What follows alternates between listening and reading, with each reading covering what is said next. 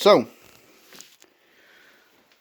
I recently bought I'm kind of guessing at this. I don't know the exact date.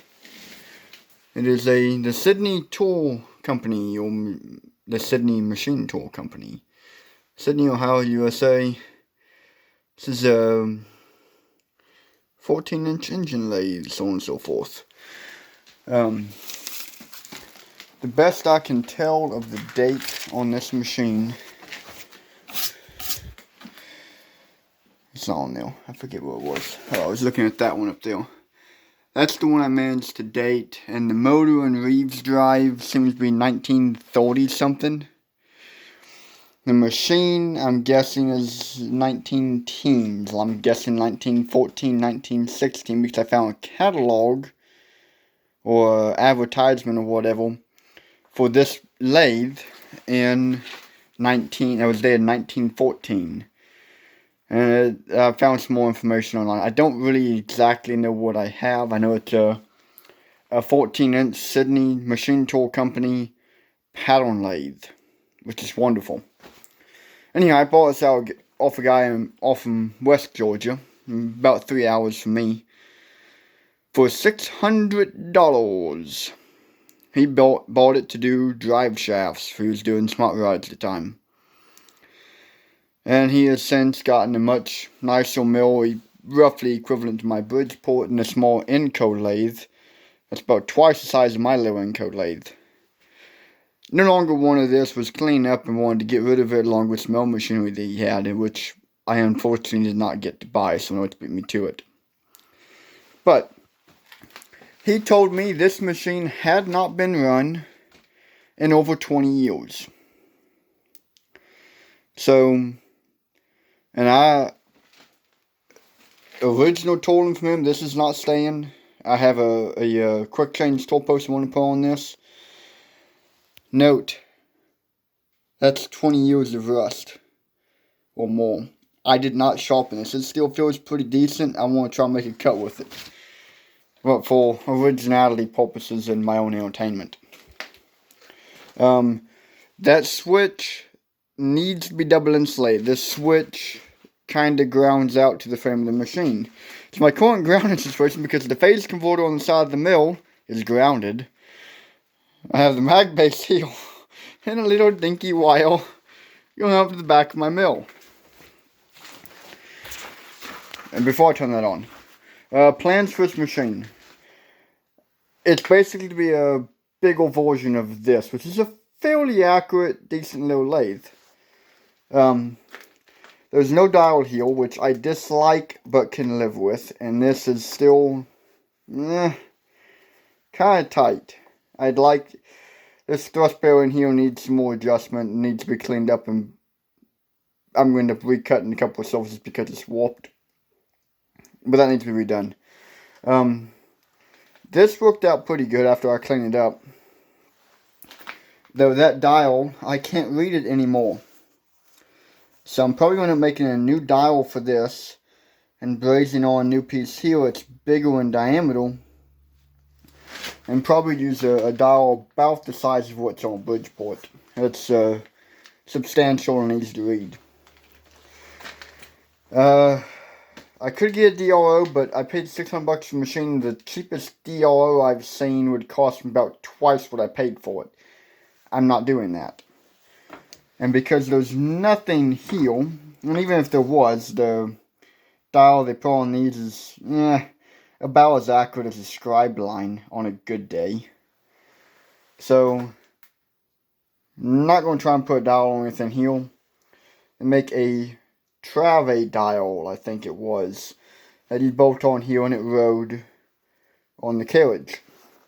I'm going to try and track down one of those because between that and this being in proper working order, I'm pretty good. That covers 9 times out of 10 everything I would ever want or need. The only time I'd ever want a dial heel is for cutting threads. I've never needed it for anything else.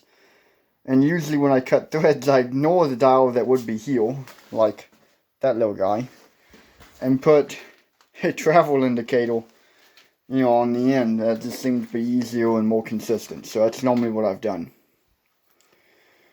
So, I have run the motor in the Reeves drive, make sure it still looks right. I have not greased it yet, though I really need to. As far as takes more, make a forced cut, make forced chips to this machine in probably over 20 years. Random projects.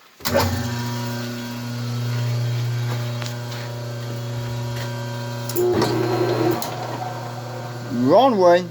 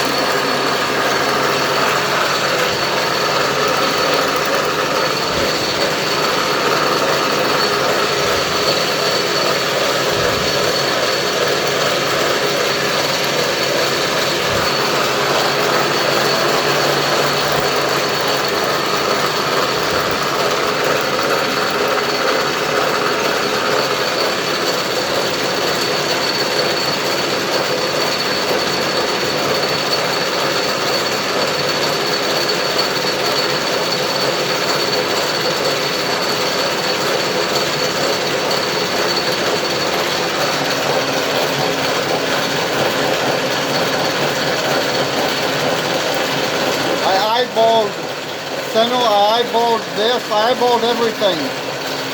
I have a lot of work to do. But I'm happy they'll go still grinds and cuts.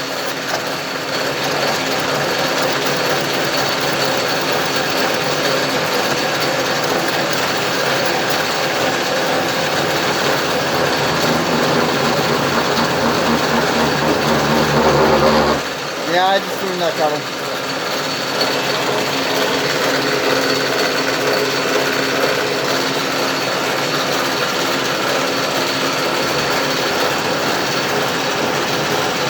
Oh yeah. I should probably do a follow-up on this because I'm butchering this one-handed late at night.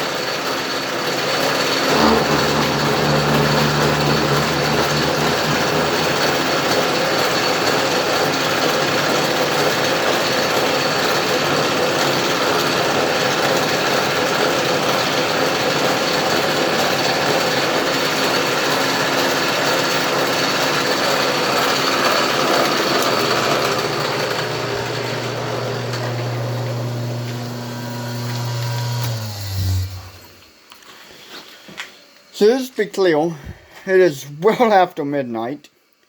I've had a few to drink.